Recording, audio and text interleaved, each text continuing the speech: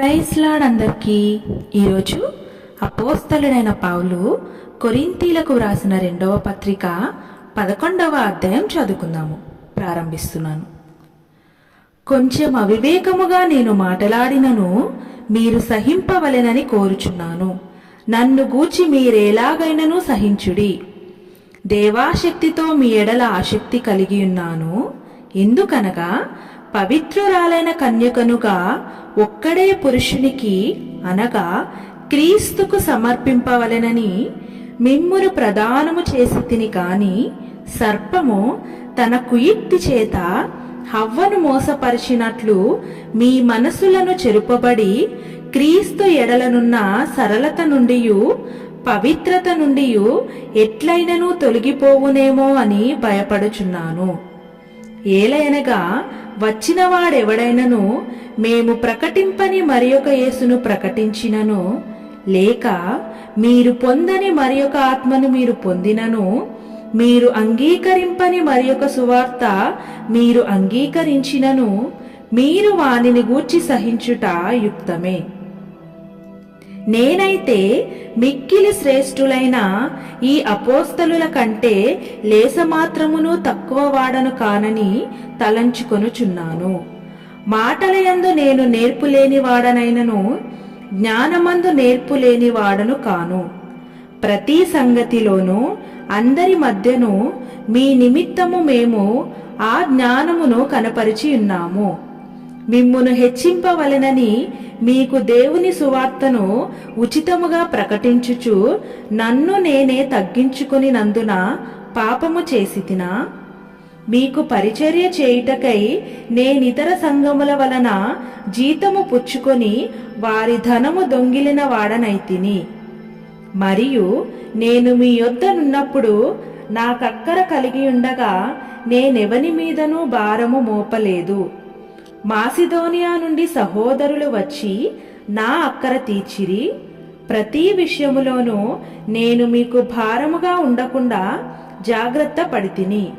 ఇక ముందుకును జాగ్రత్త పడుదును.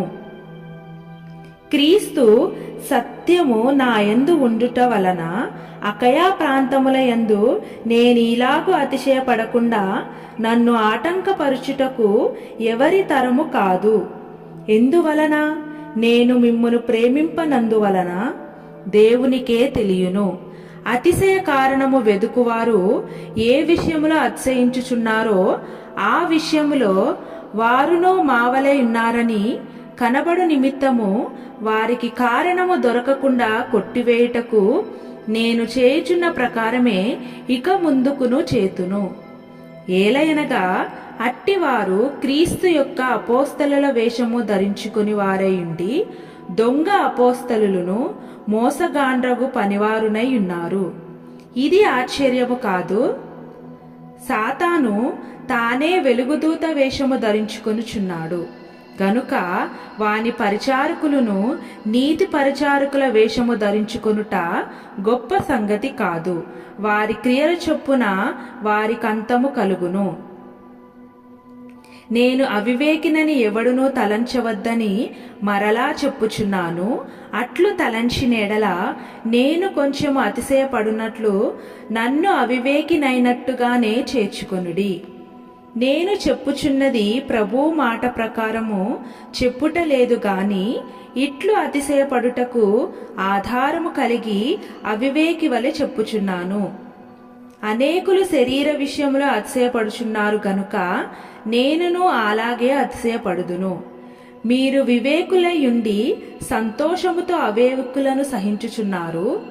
ఒకడు మిమ్మును దాస్యమునకు లోపరిచినను, ఒకడు మిమ్ము మింగువేసినను, ఒకడు మిమ్ము వశపరచుకొనినను, ఒకడు తన్ను గొప్ప చేసుకొనినను, ఒకడు ముఖము మీద మిమ్మును కొట్టినను మీరు సహించుచున్నారు. మేము బలహీనులమైనట్టు అవమానముగా మాటలాడుచున్నను.